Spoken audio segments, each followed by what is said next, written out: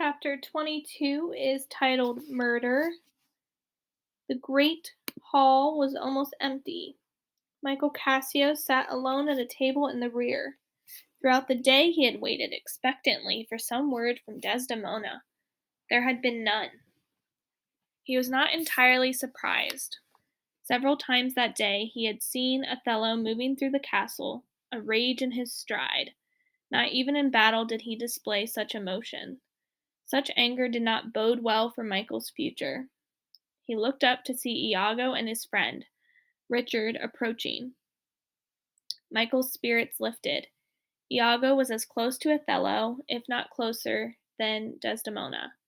Perhaps he had some news. Gentlemen, Michael greeted them. May we join you? Iago inquired. Please, by all means. You bring word, perhaps. Michael was annoyed with himself for being over-eager. Word, Iago echoed. Michael's face fell. Then, there is none.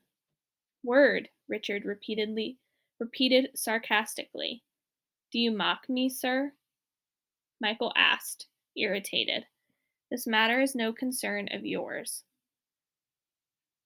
It is of more concern to me than anybody, came the reply. Are you so naive as to think the men don't know that you've asked the general's wife to do on your behalf what you are too gutless to do yourself? Do you think we want a man like that as our lieutenant? But I have a more personal reason for wanting to see you shivering in the cold. You tried to kill me once. If you are made lieutenant again, what is to say that you won't succeed the next time? Michael leaped to his feet. Then let us settle the matter now, he said, pulling his knife, his frustration and anguish glad to have a target.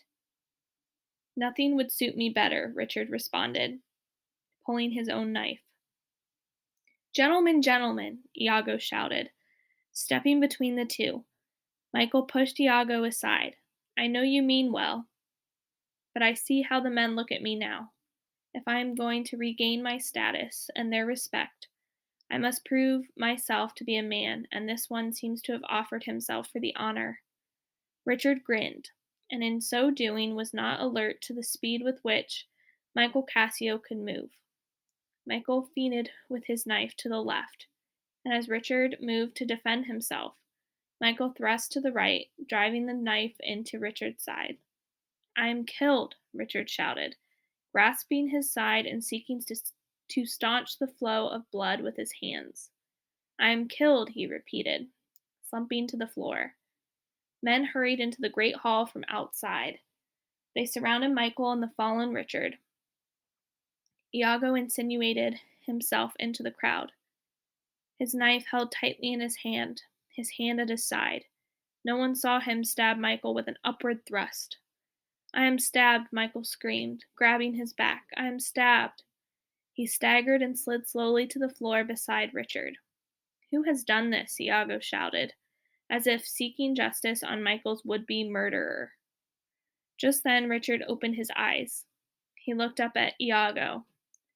You who appear to be friend to every man are the enemy of all, he said haltingly. If not for you, Michael Cassio would not now lie wounded. Iago shouted and plunged his knife into Richard's chest. Murderer! He shouted. He leaped to his feet and stared into the faces of the horror-stricken men. Who here among you was working with Richard and just now tried to finish on Cassio what Richard failed at? Just then Michael moaned. Iago, he said, you seek justice while I lie wounded. I beg you, let justice languish a while. Forgive me, Iago said, bending over Michael. Quick, someone get the doctor. The wound seems to be only a superficial cut. It burns like death. Then it is not death, Iago answered. Death does not feel, Michael Cassio. Death does not feel. You will live. Thanks to you. I deserve no thanks, Iago responded. None at all.